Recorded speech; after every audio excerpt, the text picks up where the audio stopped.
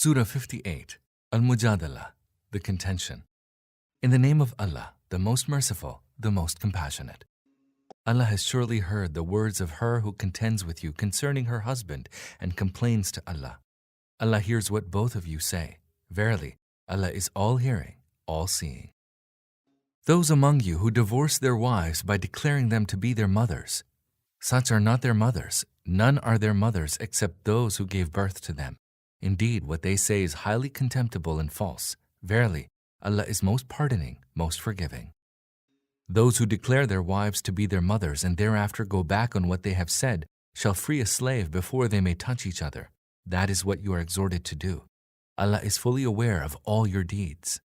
And he who does not find a slave to free shall fast for 2 months consecutively before they may touch each other. And he who is unable to do so shall feed 60 needy people. All this is in order that you may truly believe in Allah and His Messenger. These are the bounds set by Allah, and a grievous chastisement awaits the unbelievers. Verily, those who oppose Allah and His Messenger shall be brought low, even as those before them were brought low. Surely, we have sent down clear signs, and a humiliating chastisement awaits the unbelievers. A chastisement that shall come upon them on the day when Allah will raise them all to a new life, and will inform them of their deeds. Allah has recorded it while they have forgotten it. Allah is a witness over everything.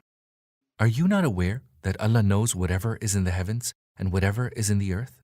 Never is there any whispering among 3, but He is their 4th, nor among 5, but He is their 6th, nor fewer nor more, but He is with them wherever they may be.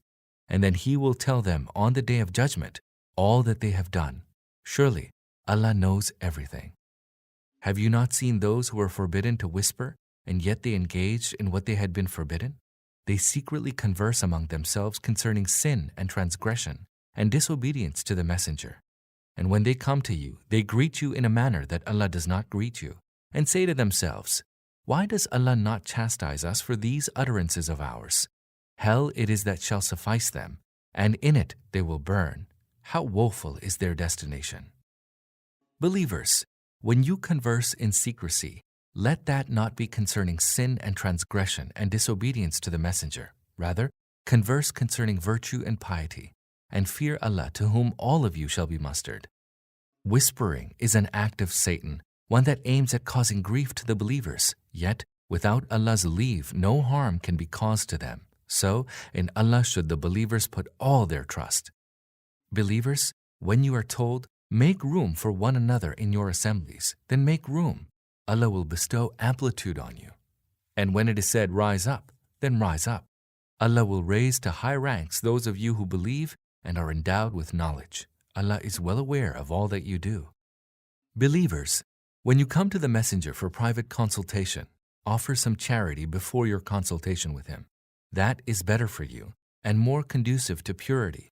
But if you find nothing to offer in charity, then know that Allah is most merciful, most compassionate. Are you afraid that you will have to offer charity when you hold private conversation with the Prophet?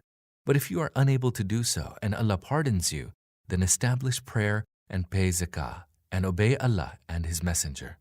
Allah is well aware of all that you do. Do you not see those who took for friends a people whom Allah is wroth with? They neither belong to you nor you to them. They swear to a falsehood, and they do so knowingly. Allah has prepared for them a grievous chastisement. Indeed, evil are the acts in which they are engaged. They have taken their oaths as a shield by means of which they hinder people from the way of Allah. Theirs shall be a humiliating chastisement. Neither their possessions nor their offspring will be of any avail to them against Allah.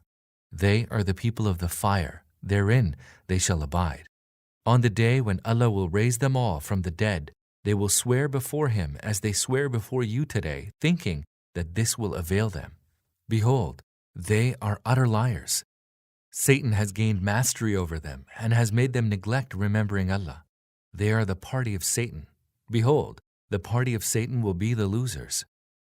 Verily, those who oppose Allah and His Messenger will be among the most abject beings.